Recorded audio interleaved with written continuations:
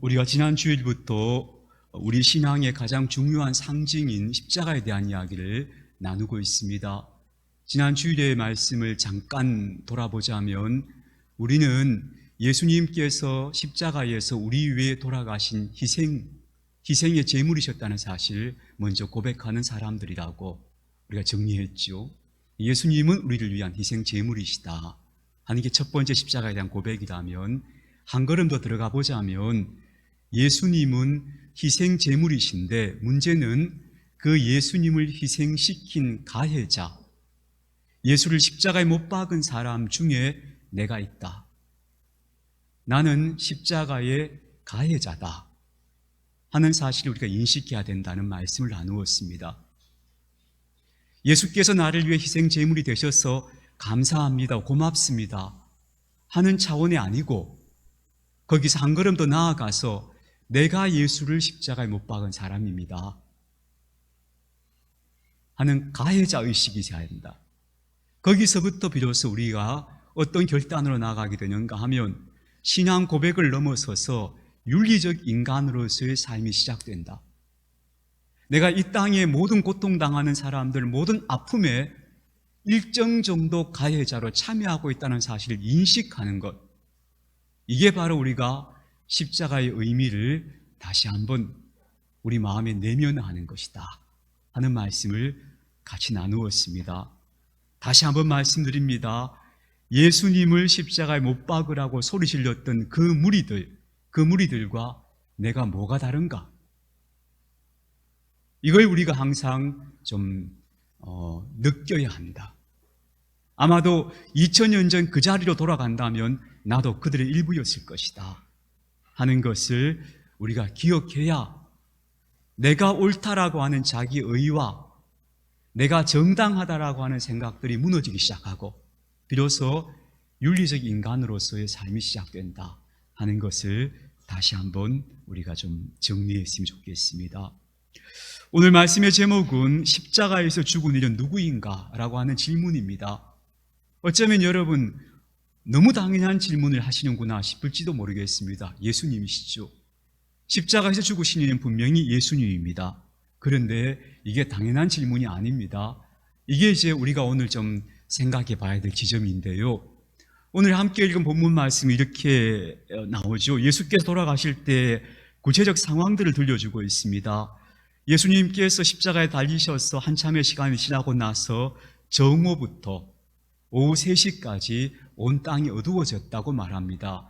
아마도 짙은 구름이 하늘을 덮었을 것이라고 짐작할 수 있겠죠. 그리고 또 드디어 고통 속에서 사투를 벌이셨던 예수님께서 숨을 거두시는데 이렇게 말씀하십니다. 아버지, 내 영혼을 아버지 손에 부탁합니다. 이 마지막 말씀을 마치시고 숨을 거두셨다고 누가복음은 보도하고 있지요. 근데 이때 아주 낯설기도 하고 뜻밖의 말이기도 한 그런 말이 흘러나옵니다. 누구에게서 나오는가 하면요, 당시 그 십자가 처형을 책임지고 있었던 것으로 보이는 백부장의 입에서 놀라운 이야기가 나옵니다. 아마도 그는 예수님을 골고다까지 호송해오는 책임자였을 겁니다. 그리고 십자가 처형의 처음부터 끝까지를 다 감독했던 사람일 것으로 보입니다. 적어도 예수께서 순환당하는 모든 과정을 하나도 놓치지 않고 지켜보았던 사람이 바로 이 백부장일 겁니다. 근데 이 백부장의 입에서 놀라운 말이 나옵니다. 이렇게 말합니다. 이 사람은 정녕 의인이었다. 이렇게 말합니다. 이 말은 다른 말로 하면 이 사람이 여기서 죽을 이유가 없는 사람이었다. 우리가 지금 뭔가 실수한 것 같다. 이 사람은 선한 사람이 아니냐? 이 사람을 왜 죽였지 우리가? 라고 하는 이야기가 이 로마인 백부장 입에서 나왔다는 겁니다. 그는 예수님을 아마도 예수께서 잡혀와서 십자가 언도를 받기까지 예수님에 대해서 별 관심이 없었을지도 모릅니다. 그는 유대인들의 역사에 대해서, 그리고 예수께서 구약 성경이 예언하고 있는 희생 제사다, 제물이다, 뭐 이런 개념 자체가 사실상 없는 사람이었을 겁니다. 그런데 이 사람이 도대체 뭘 보고 이런 얘기를 하는가? 아마도 그는 고난당하시고 십자가에 매달리셔서 죽음에 이르시는 예수님의 그 전 과정을 지켜본 사람의 결론이었을 것으로 보는 거예요. 그 과정을 자기 눈으로 생생하게 지켜보고 나서 그 사람이 내린 결론이 뭐냐 하면, 큰일 났는데? 우리가 지금 죄 없는 사람을 죽인 것 같은데? 이런 결론에 도달했다는 겁니다. 놀라운 것은 백부장의 이야기만이 아닙니다. 이게 오늘 본문은 이렇게 말합니다. 이를 구경하려고 모인 무리가 있었다고 얘기합니다. 이 사람들은 예수님을 따르던 사람들 아닙니다. 십자가 처형을 구경하고 예수를 조롱하고 그러기 위해서 몰려든 사람들입니다. 그 사람들이 그 된 일을 보고 나서 다 가슴을 치면서 돌아갔다고 얘기합니다. 이 가슴을 쳤다는 말이 누가복음에 어디 나오는가 하면요, 예수께서 비유로 말씀하실 때 세리가 성전에 가서 자기 가슴을 치며 기도했다는 대목이 나오죠. 하나님, 제가 죄인입니다 하라고 가슴을 쳤다는 거예요. 그거하고 똑같은 이야기예요, 이게. 그러니까 예수를 조롱하기 위해서 십자가 밑에 잔뜩 모여있던 사람들, 자, 누가 구원하러 오나 보자, 저자가 과연 유대인의 왕이냐 하고 조롱하던 그 사람들이 그 된 일을 다 보고 나서 갑자기 이 사람들이 말문을 잃고 저마다 가슴을 치면서 돌아갔다는 겁니다. 이게 뭔가 큰일이 났다는 걸 스스로 감지한 거죠. 뭐가 잘못됐다는 걸 깨달은 거예요. 우리가 뭔가 잘못한 거 아닐까? 죄 없는 사람 죽인 거 아닐까? 이 사실을 그들이 비로소 인식했다는 겁니다. 정작 예수님을 아는 사람들, 예수님을 따라온 사람들은 오늘 49절에 보면 멀찍이 서서 보고 있었다고 얘기해요. 그러니까 오늘 가슴을 친 사람들은 예수님을 이해하거나 따랐던 사람들이 아니에요. 근데 이 사람들이 도대체 왜 이러는가? 왜 이 사람들이 이렇게 반응하고 있는가 하는 것을 우리는 이렇게 짐작해 볼 수 있겠죠. 당시에 십자가형에 처해지는 죄수들이 보이는 일반적 반응들이 어떤 건가 하면요, 처음에는 애원한대요. 나 좀 어떻게 살려달라고, 뭐가 잘못된 것 같다고, 나 좀 살려달라고 애원하거나 막 부르짖고 그런 행동을 보이는 거예요. 혹은 그 단계가 지나가고 나면 어떤 행동을 보이는가 하면 분개하는 거예요. 온 나를 십자가에 못 박는 걸 다 죽어라, 이 악한 놈들, 나만 잘못했냐? 내가 죽어야 하냐? 이 저주받을 세상, 입에 담지도 못할 말을 다 내뱉고 악을 쓰고 발악하다가 십자가에서 죽어요. 기운이 다 하면. 그런데 예수님께서 돌아가시면서 십자가에서 보이신 모습은 뭐냐 하면요, 아버지 하나님, 저 사람들은 자기들이 지금 무슨 짓 하는지 모릅니다. 이 허물을 저들에게 돌리지 마소서, 이러시는 거예요. 그리고 마지막에는 아버지, 내 영혼을 아버지 손에 부탁합니다. 이 두 가지 단어로 설명할 수 있죠. 하나님, 용서예요, 용서. 두 번째는 의탁이에요. 하나님 앞에 나를 완전히 맡기는 거예요. 저는 이 두 가지가 참으로 인간다운 참 사람의 모습을 우리가 본받으려면 이 두 가지가 우리 인생에 진짜 저는 중요한, 말하자면 이정표가 되어야 한다고 봐요. 하나는 용납이에요, 용납. 용서하는 것. 두 번째는 의탁이에요. 하나님 앞에 전적으로 나를 내어 맡기는 것. 이런 모습으로 당신이 숨을 거두시니까 그걸 지켜보고 있던 사람들이 놀란 거죠. 이 사람 도대체 어떤 사람이었지? 그 충격이 그들이 가슴을 치게 만들었고, 백부장으로 하여금 우리가 뭐 잘못한 것 같은데, 이 사람 죄 없는 사람 같은데, 이런 고백을 하게 했다라고 볼 수 있을 겁니다. 그런데요, 여기서 우리가 한 걸음 더 들어가 봅시다. 그러면 왜 이렇게 죄 없는 사람을 십자가에 못 박았을까? 물론 백부장이나 선동된 군중들은 예수가 십자가에 마땅히 죽을 사람을 생각했겠죠. 근데 그 예수를 십자가에까지 죽도록 만들었던 사람들, 등을 떠밀었던 그 사람들은 예수가 선한 사람에게 몰랐을까? 마가복음 15장 10절에 재미있는 이야기가 나옵니다. 빌라도가 예수님을 재판하려고 하는데 아무리 캐 물어봐도 예수에게서 죽일 만한 증거가 없어요. 그때 빌라도가 이렇게 말합니다. 대제사장들이 시기로 예수를 넘겨준 줄을 알았다, 이렇게 나와요. 대제사장들이, 종교인들이 시기한 거예요. 시기해서 예수를 죽이려고 하는구나, 이렇게 짐작했다는 거예요. 이 시기가 뭘까요? 시기라는 게 남이 잘 되는 것만 배 아픈 거잖아요. 그래서 예수를 죽였다는 거예요. 그러면 온 백성들의 마음이 예수께로 향해 가니까 우리가 찬밥이 됐으니까 예수 죽이자, 그랬을까요? 그 정도 차원이 아니에요, 여러분. 사람은요, 선한 사람들을 못 견디게 만들어요, 세상은.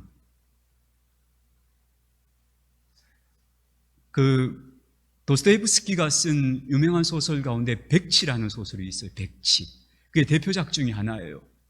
거기 미시킨 공작이라고 하는 한 젊은 남자가 등장하는데, 이 남자는 그 소설 제목이 백치죠. 바보란 뜻이에요.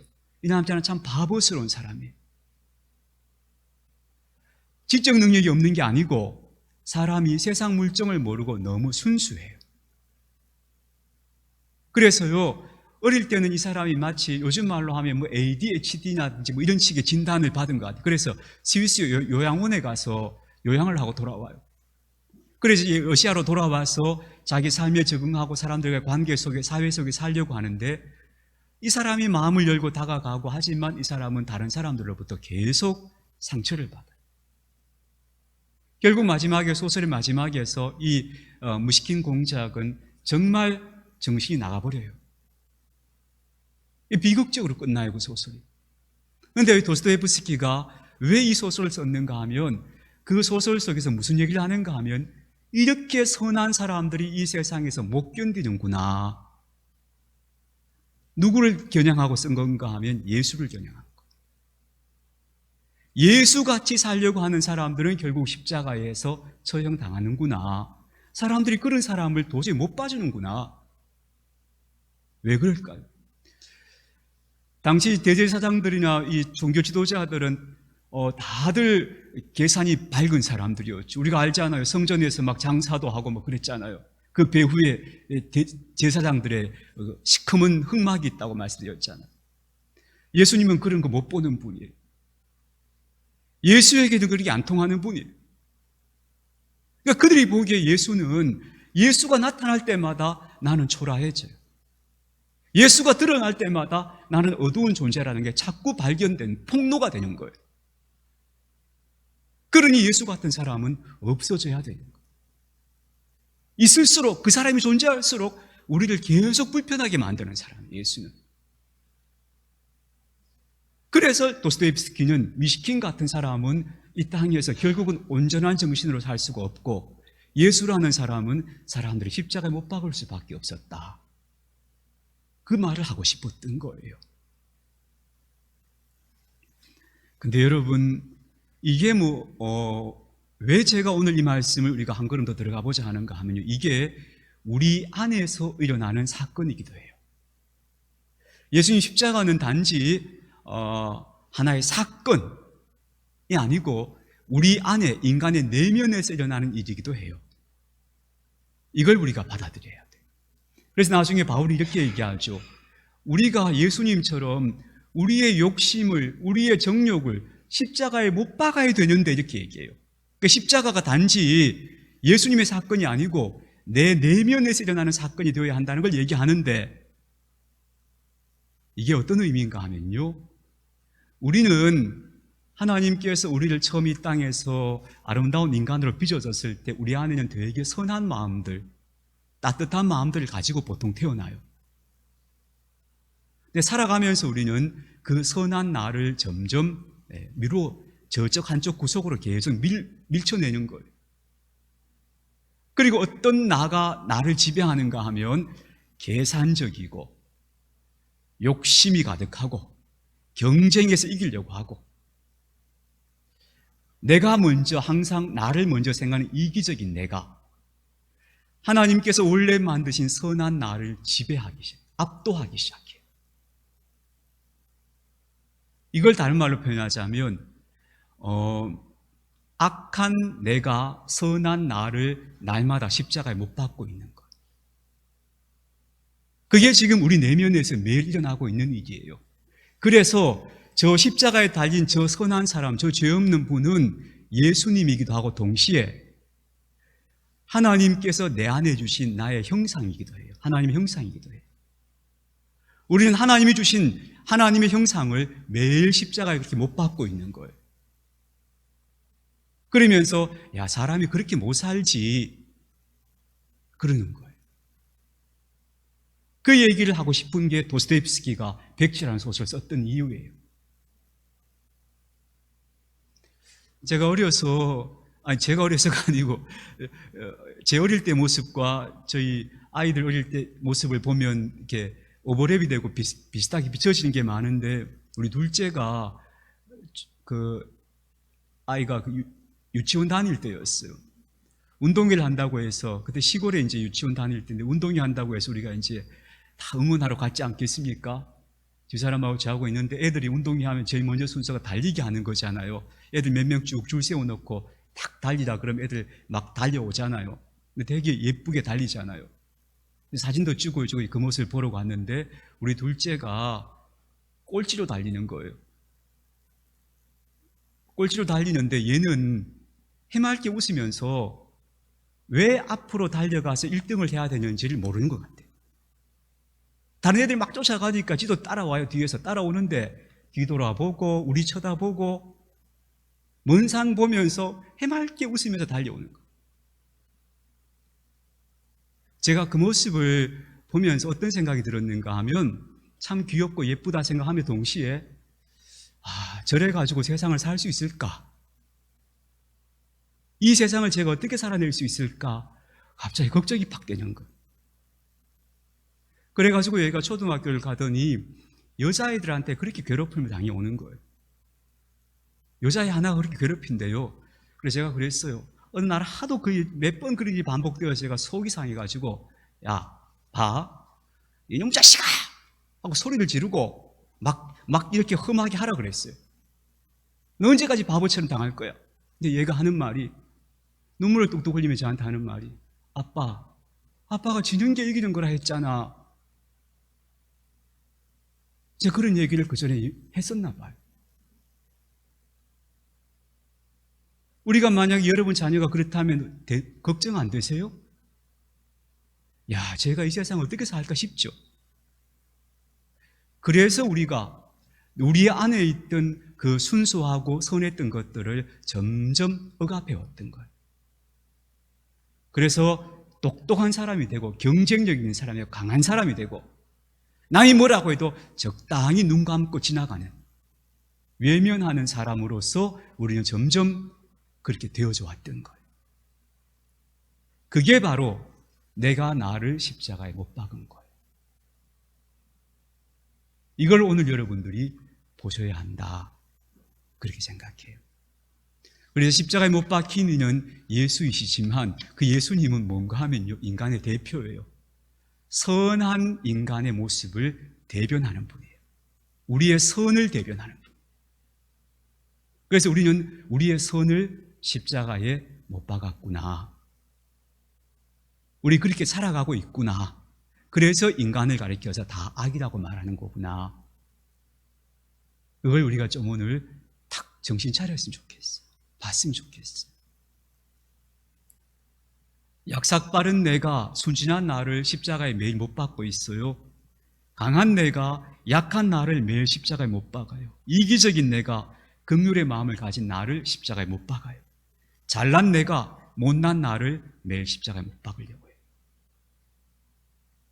그게 우리 안에서 매일 일어나고 있는 일들이다 하는 걸 좀 인식했으면 좋겠어요. 그래서 인간은요, 심각한 자기 분열 상태를 살고 있다, 그렇게 얘기해요.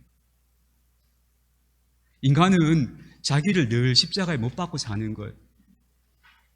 그런데 내가 십자가에 못 박은 사람이 바로 그 예수님을 딱 보니까 그게 인간에게는 자기가 인식은 못해도 그게 뭐가 팍 오는 거예요. 아이고야, 저 선한 사람, 나는 저렇게 살지 못하는데 저 사람은 저렇게 살다 저렇게 죽는구나. 그게 팍 와닿는 거예요. 그래서 예수 십자가를 볼 때마다 우리가 뭔가 깊이 자꾸 찔려지는 거예요. 그걸 우리가 십자가를 통해서 봤으면 좋겠어요. 그럼 이제 어떡할까? 못 박는 거 그만해야 되잖아요. 어떻게 할까? 그게 바로 우리가 신앙의 여정을 통해 걸어가는 거예요. 그게 뭐냐 하면 그리스도 예수님을 본받아 갑시다 하는 말이 그거예요. 내가 세상 속에서 길들여지고 그렇게 약삭빠르게 살아왔던 내 인간의 그 인간적인 모습들을 이제 좀 내려놓고 본래 사람이 저래야 돼 하는 예수님 모습을 바라보면서 좀 그쪽으로 가봅시다 하는 게 그리스도 예수를 본받자는 말이잖아요. 근데 그게 되려면은 저는 먼저 뭐부터 시작해야 된다고 생각하는가 하면요, 이걸 참 중요한데요, 자기가 자기 모습을 있는 그대로 받아들이는 것부터 시작해야 될 것 같아요. 많은 사람은 오랫동안 자기 자신을 자꾸 십자가에 못 박아요. 자기를 자꾸 못났다고 생각하거나 그래서 자기를 자꾸 다그쳐요. 자기를 비난해요. 그걸 자책이라 하죠. 그런 식으로 해서 자기 자신을 십자가에 못 박는 행동들을 계속해요. 한평생 그걸 해요. 그리고 사니까 자기를 자기가 십자가에 못 박고 있는데 남을 십자가에 못 박는 거야 너무 당연하죠. 늘 남을 보고 그렇게 하는 거예요. 판단하고 평가하고 비난하고 그렇게 사는 거예요. 그래서 나를 십자가에 좀 그만 못 박자. 그게 뭘까요? 있는 그대로의 나를 그냥 받아들이고 사랑하자. 이게 사실 복음이에요. 하나님이, 그래서 십자가가 보여주는 건 뭐냐면 하나님이 허물이 투성이 죄인인 나를 그대로 있는 그대로 그냥 사랑하셨다는 것. 그걸 받아들이는 순간 우리는 우리 자신을 십자가에 못 박는 일을 멈추게 되고, 그게 멈추어질 때 우리는 비로소 타인도 십자가에 못 박는 사람 일을 행동을 그만하게 되는 것. 그래서 십자가는 우리가 보면서 예수님이 십자가에 달리셨구나. 근데 그 예수님은 누군가 하면 가장 아름답고 선한 인간의 원형이에요. 원형. 내 안에 있는, 내가 그렇게 되었어야 하는데 나는 그렇게 살지 않은 그 모습이에요. 그걸 우리는 매일 십자가에 못 박고 있었던 거예요. 제가 지금 전해달라 개념이 선뜻 이해가 잘 되시는지 모르겠어요. 이거 되게 중요해요. 십자가가 단지 나 밖에 있는 어떤 사건이 아니고 내 내면에서 일어나는 어떤 일이 되어야 한다는 거예요. 그래야 우리가 비로소 변화가 일어나요. 내 안에서. 그냥 예수님 십자가 고맙습니다, 감사합니다, 믿습니다, 이 차원에서는 내가 안 바뀌어요. 항상 그 자리에 있어요. 내가 십자가에 못 박힌 예수가 딴 사람이 아니고 나의 선한 면모였구나. 내가 그랬어야 하는 인간의 참모습이었구나. 그걸 우리가 자꾸 바라보는 것, 생각하는 것. 그래서 더 이상 내가 나를 십자가에 못 박지 말아야지 하면서 있는 그들의 자신을 자꾸 수용하고 받아들이려고 하는 것. 이게 저는 우리가 십자가를 내면하는 삶의 태도다, 그렇게 봐요. 다소 이야기가 조금 이렇게 복잡한 이야기였는지도 모르겠어요. 오늘 제가 드린 말씀이. 여러분이 좀 곰곰이 한 주간 좀 생각해 보시면 좋겠어요. 제가 이 말씀을 생각하면서 어제 아침에 이렇게 바닷가를 걸었죠. 그 털 많은 짐승 하나 데리고 이제 제가 바닷가를 같이 걸었죠. 걸으면서 이걸 자꾸 되뇌어 봤어요. 되뇌이다가 문득 제가 가슴이 뭉클해지면서 눈시울이 뜨거워지는 순간이 있었어요. 왜 그랬는가 하면 내가 나를 참 무던히도 들볶고 살았다. 내가 나를 왜 그렇게 들볶고 살았을까 하는 생각이 갑자기 탁 들면서 마음이 뭉클해지고 눈시울이 뜨거워졌어요. 그게 나를 십자가에 못 박는 짓이었구나. 그걸 매일 해오고 있었다는 사실을 생각하면서 이제 그거 멈춰야겠다. 그만해야겠다. 예수님의 십자가는 나 바깥의 사건이 아니고 내 안의 사건이에요. 내가 가장 선한 인간의 모습, 원형, 하나님이 내게 빚어주신 그 본래의 나를 자꾸 부정했던 사건. 그러면 안 된다. 그걸 받아들여야 된다. 하는 걸 다시 한번 말씀드려요. 그리고 한 주간 동안 생각해 보세요. 나는 도대체 누구를 십자가에 못 박고 살았나 한번 잘 생각해 보세요. 그 생각을 거듭해다 가다 보면 마지막에 내가 나를 십자가에 못 박고 살았구나. 저는 그렇게 되었으면 좋겠어요. 그걸 깨달으셨으면 좋겠어요.